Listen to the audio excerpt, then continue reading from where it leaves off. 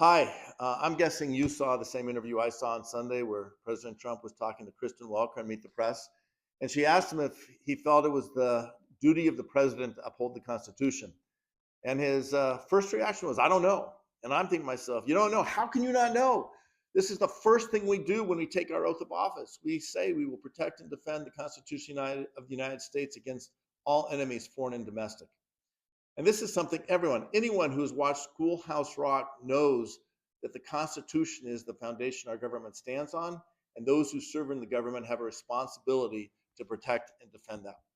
And unlike the oath for Senate or for House, the oath for the president is prescribed in our Constitution. I carry my pocket Constitution. I'll read to you what it says in Article 2 of the Constitution defining the executive branch.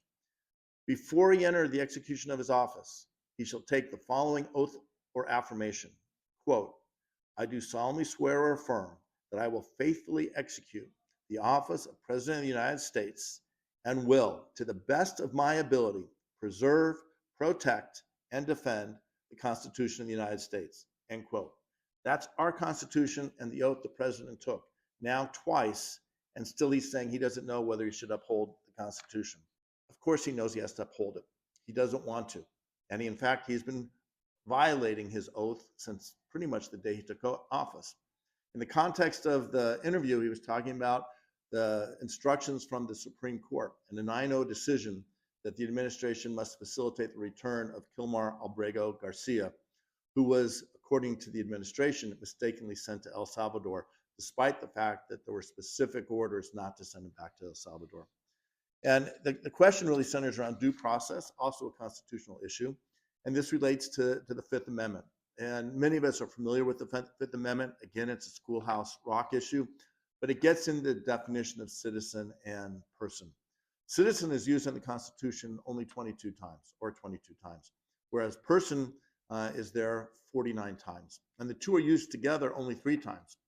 The first two in Article 1, defining the Congress, defining who can be a member of the House or a senator.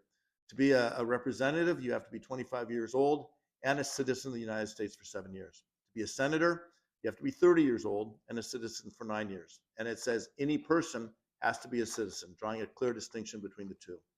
In Article 2, it draws the distinction in defining who can be president. And someone has to be a citizen or a naturalized citizen of the United States at the time of our founding in order to become president of the United States. A person has to be a citizen. But that's the only time you see, those 3 times, the only time you see in the Constitution, the construction that way.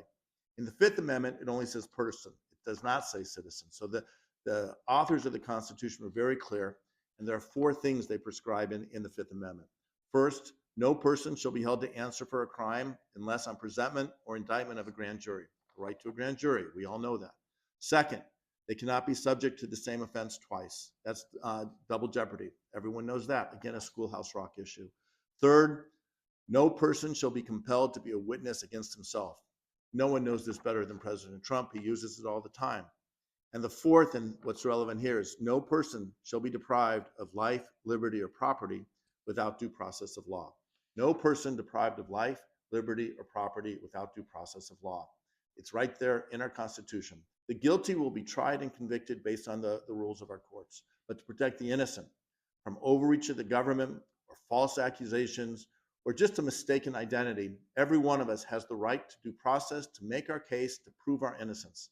And that's why due process is so critical. And what the administration is doing, trying to undermine due process, is so dangerous for every single American and every person living in the United States. The president needs to facilitate the return of Kilmar Abrego Garcia, to uphold the rights not just of this one individual, but all Americans, all people living in this country under the jurisdiction of our government, our courts, etc. The president knows this. The people in the administration know this. They're trying to gaslight the rest of it so they can secure their power and take over the country from the institutions that protect all of our rights, the House, the Senate, and the judiciary. We're not going to let that happen. I took my oath very seriously. I will defend and support the Constitution as long as I have the privilege to serve in this office. Thanks for joining us today.